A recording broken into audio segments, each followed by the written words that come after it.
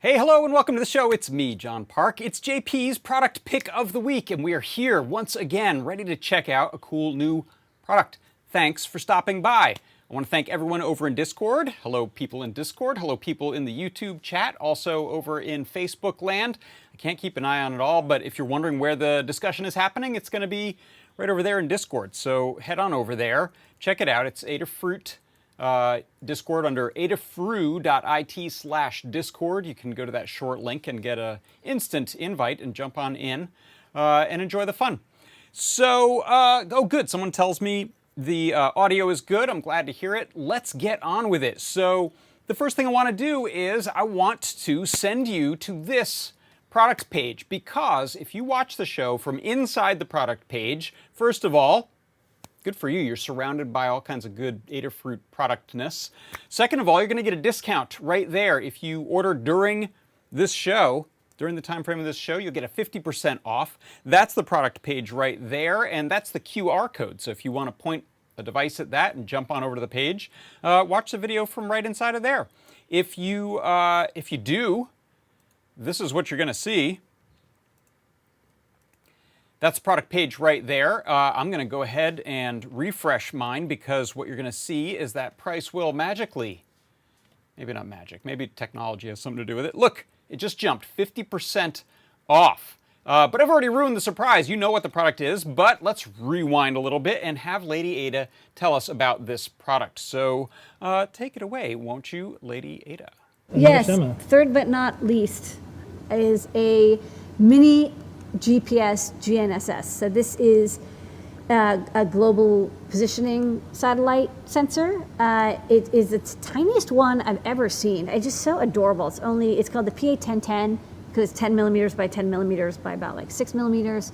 So we fit it onto a board about 1 inch by 1 inch, and it has the antenna built on top. Now we're indoors, so I couldn't do a demo of it getting GPS data anyways, because it wouldn't work from indoors. You do have to be outdoors. But it works pretty well. It's got good sensitivity, good tracking. Once it's outside and it gets ephemeris data, it knows where you are. And what's nice about this GPS is most GPSs are UART only. And it does have UART connectivity over here. We have the RX and TX and power and ground pins, and they're all level shifted. And that's wonderful, but in addition, it also has I2C, which is why we're able to chain it along these other I2C sensors. And we've updated our code for the Arduino and CircuitPython libraries. So what's neat is there's a lot of single board computers that don't have I2C, they don't have UART, but they do have I2C, or other chips that, again, usually don't have spare UART, or you want to use software serial, and it's kind of messy. It's a lot nicer to use I2C because you don't have as precise timing needs, and you can read the data much faster, and you can share the bus. So this is on address 10. And then on the back, we have a spot. We give you a battery holder. We didn't solder it on because we actually wanted to, people might want to keep this as slim as possible, because when you add the coin cell, it does get a little chunkier. But we like a removable coin cell, so you can always make sure it's fresh, and if it gets damaged or it runs out, you can always replace it. But a GPS on the back will ensure that even when power is cut, it retains that ephemeris data so that you don't have to re-download it. It gives you a faster fix on a restart. And it has a PPS LED, so pulse per second output. People like that. It has a sleep mode, so you can put it into sleep mode where it saves the ephemeris data, but it isn't actively receiving, because it uses about 20 or 30 milliamps doing that. And then you send it a command to wake it up. So it's a very nice, it's a nice capability that isn't on some GPSs. So it's very cute. It's the smallest GPS we've seen, and with I2C capability, I'm really liking this little fellow. Yay, GPS.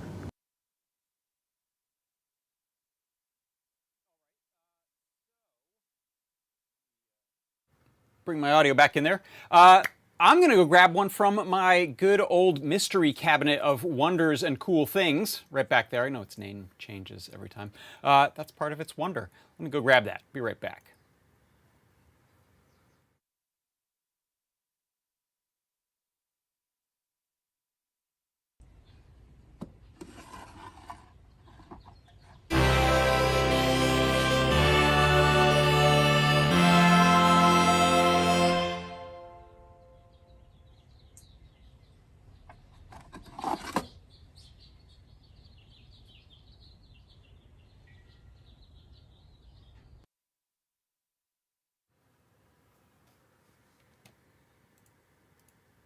Yes, so that is my product pick of the week this week. It is the PA1010D, which is a mini GPS module in STEMMA QT format. And as you'll notice here, I've actually got it plugged into a really long cable. I'm using our active I2C terminator so that I can get my antenna outside of my workshop so we actually pick up some satellites. So there it is, admire it. We're not going to see it for a while because I'm actually going to run this out the door so that it's facing the sky. And get that up there. And now what I'm going to do is I'm going to jump down into an overhead camera view where you'll see, put on some glasses here so I can read it too, what I've got set up here. I have a feather. This is the RP2040 feather, which has this very convenient STEMMA QT cable connector to it. And I have that running to one of our lovely little OLED screens, and then there's that I2C terminator, active terminator I mentioned. That allows me to run this over a long wire, so I've got about 25 feet of Ethernet cable, Cat5 cable running over there. So here we can see some of the data getting downloaded from the satellites. This is a Global Navigation Satellite System, or GNSS receiver. And what that means is this uses a whole bunch of different systems. So GPS is the most famous one. That's the one that the US set up back in, I think, 1974 or 78. Yeah, 78. I took some notes. But then there's also the GLONASS system that the Soviet Union at the time, no, it would have been Russia at the time. No, in the 80s, so it would have been the Soviet Union. Now Russia runs their own global system, so you can use it anywhere in the world, as well as the European Galileo system. And then this satellite not only can use all of, or this GPS unit can not only use all of those systems, but it also uses some of the augmentation satellite systems, which use things like other satellites, planes, ground stations, I think even cell towers. So there's this huge mix of things that can be used, and this is grabbing using the CircuitPython library that we have here, or the Arduino library. It is grabbing from a bunch of satellites. As you can see here, this is telling me my latitude and longitude. And just so you know, I'm actually running this through a bit of a scrambler so that you're not seeing my actual address. I think this will take you somewhere in Peru. That's not where I live. Then it's telling us our altitude, the fix quality, and the fix quality actually refers to how it's getting the data. If it's I think it ranges from 0 to 8, and these are more like categories, things like it's just data that's been sitting around on the unit since the battery was last unplugged, or it's live coming off of satellites, or it's an augmented data. So I believe fixed quality of 2 is one of the ones that we like, because it means we're getting active location data from the satellites. And then you can see here, it's actually telling me that it's getting 11 or 10 satellites that it's seeing right now in the sky. So generally speaking, you need 4 satellites to get a fix on location. There's cases where you can just use 3 if you know something like your altitude.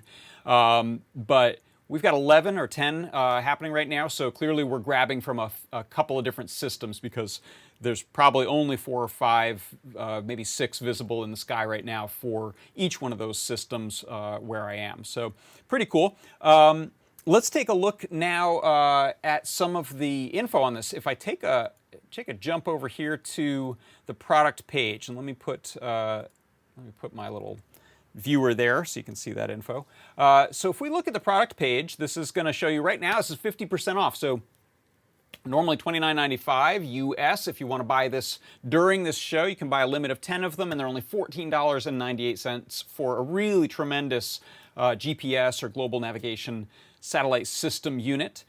This gives you a little bit of info on the page here, including some of those systems I mentioned: GPS, GLONASS, Galileo. QZSS, I believe, is one of the augmented systems that's localized to Japan. This does that as well. It talks about its sensitivity, the number of channels it can check. So this unit will read up to 33 signals simultaneously. So that's 33 satellites that you could be getting your info from. A whole lot. It can track all of those. And a lot of other info, including what Lady Ada mentioned. You can use this over UART for serial. You can use this using I2C, which is how I'm using it right now, over the STEMMA QT. There's also a RTC battery connector. I didn't actually add mine, but that will keep the real-time clock going, and it'll keep that ephemeris data stored. You can even do some pretty high-end features with this chip and unit. The little package that we have on here does logging data as well, so there's some info on the manufacturer's data sheet about that. If we click on, speaking of the data sheet, if we click on the Learn Guide page down here, that'll take us to the overview, some of the info we just saw, as well as how to set it up, the different pinouts, how to set up an Arduino, how to use it with CircuitPython or on a Python-based setup on a computer. And if you go over to the download section, here is this PA1010D datasheet. And there it is. So this unit's a little confusing. This unit actually has a chipset that's the MT3333, but the coupling of this with the antenna, and I think some of the other goodies on there, is what makes up the PA1010D from CD Technology. This CD Top, this mentions some of the use cases, some of its special features, the different channels that it'll read on, some applications. Notably, this is a really small unit, and it doesn't require an external antenna. In fact, I can't use an external antenna. So notice on there is mentioned surveillance, which I can imagine if you need something to track something, you might include this in it. I don't know. I'm not going to surveil anything. The name 1010 comes from the fact that it's 10 millimeters by 10 millimeters, a little small square size unit. And let's see, what else in here? One interesting feature of it is that it will actively cancel the harmonics of other radio frequencies nearby, including Wi-Fi, the different cellular radios, as well as Bluetooth. So it's really designed to be in a system, integrated into a system that has a lot of other possible interference going on. It'll reject that interference. And let's see, yeah, so this is some of the main interesting facts about it. Here is a look at the library, the CircuitPython library. If you look at the Python code itself on GitHub, you can see a whole bunch of what's going on behind the scenes, some of the different things you can ask it for. If you look at the code, let's jump into, this is the code I'm running on it. And let me make that a little bit bigger so it's a little easier to see. You know what I'm going to do, in fact, if you look here in the serial output, I have a little screen session running. So that's the live data coming from the satellite, or the GPS unit, as it's polling those satellites. So you can see we've got our scrambled latitude and longitude. The fixed quality is mentioned here. There's time stamping that's going on, as well as the fixed quality, height, horizontal ID. So there's a whole bunch of extra info that you can get in there. And if you look at my, I'm going to close this just because that scrolling is going to drive me mad. If you look at my code here, you can see what's going on. A lot of this is to do with the display that I'm using, but here's the key thing. We import this Adafruit GPS library, and then I do some stuff to set up I2C and the display. These are the labels that I'm going to print out to my little screen. Here is the setup for the GPS, and there's a few included in this example sketch that you can get in the examples folder when you download the library bundle. That'll tell you how to use it in both UART mode as well as I2C. And then there's some commands being sent to the unit. This is the format of commands that are written to it, kind of like writing commands to a modem in the old days. And it tells the GPS unit what we want to get returned back. And then in the main loop of the program, every second we're going to do this GPS.update call, and then what we get back from that is this whole slew of data, which we can then choose to parse, and that's what I've got being parsed here. So the GPS timestamp in UTC time for the month, day, year, hour, minute, second. Those aren't always available, but when they are, we can use those. And then here's the key ones, latitude and longitude. You just simply ask for GPS.latitude, GPS.longitude. I'm doing a little bit of math to multiply them by my little sort of randomization that I have in an outside file, so I don't accidentally show it to you. I called this Tiki because I figured if I didn't do this, I was going to have to invite everyone over to my house for tiki drinks, and we probably can't do that. We probably don't have the budget for that right now. I don't know. So then we go and we can grab some of these other things like the satellites. This will tell us how many satellites are being grabbed. So you can see right now I've got 12 satellites, as well as altitude, the speed. So this can be used for movement. If you've ever used a GPS, even on your phone, if you've used a GPS in your car, you know that it can very accurately tell you your speed, in fact, more accurately than a lot of speedometers in cars, from what I understand.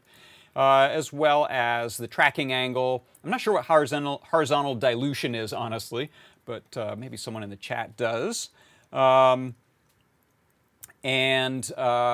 see. Someone asked, am I on a massive plane because the original altitude was 140 meters? Yeah, that might be a number that I'm messing with. Can't remember on that one. Is that right? Is that what it's saying? Let's see. Altitude 183 meters. Is that right? I don't know. I am in Peru after all, right? Johnny Birdell says, and by massive plane you mean flat Earth? Yes. So that's the basic usage of it. It's very straightforward. Let me go grab the unit back from outside here. And something pretty exciting about this unit is, as you can see, let me change my screen here real quick. As you can see from the nice small size here and the ease of integrating it with either I2C using the pins or the STEMMA QT breakout, or with UART using these other pins.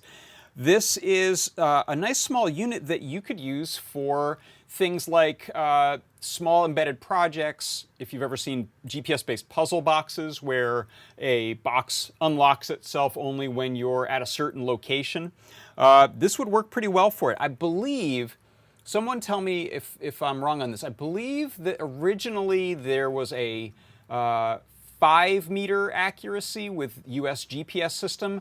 I believe with some of the augmentation and the other satellite systems, particularly Galileo, the European satellites, you get about 1 meter accuracy. So the European system is, I believe, at a higher altitude, and I'm not sure what particulars make it more accurate, but I believe you can get anywhere between 5 meters and 1 meter accurate. So fairly tight accuracy. I know at one point in the 80s that was dumbed down.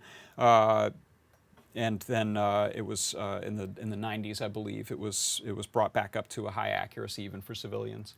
So really cool package. You can see there's that little spot for the battery, or for a cat mask, I think. That looks like Catwoman's symbol.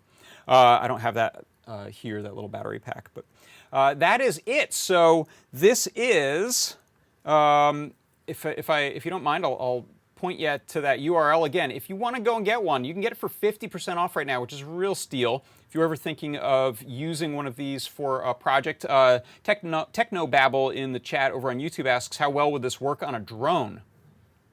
I would imagine that would work really well on a drone. You have a nice clear, if you're outdoors with your drone, which most people are, you have a nice clear view of the sky. I think you'd be able to get it quite accurate. Yeah, and another question is, does this require, just like most any GPS, yes, it requires a pretty unencumbered view of the sky. It doesn't have an external antenna, so you sort of need to use this outdoors. So let me see. Let me jump back to a straight full view here. And let me get this thing right side up again. In fact, I'm gonna unplug this, so we're probably gonna see our display go away. Yeah, it's just gone to an error message. That is my product pick of the week. It's the PA1010D, and it is a mini GPS in STEMMA QT format for use with I2C and UART. And I forgot, you know what I'm going to do? I'm going to steal that cable because I forgot to make a little hang tag for that. But luckily, I can usually get away with it with these little STEMMA QT cables. I'll just plug one into either side, and we'll have a sort of improvised hang tag for it. There we go. I'm going to place that on my little STEMMA QT board of goodness, which is getting filled up there.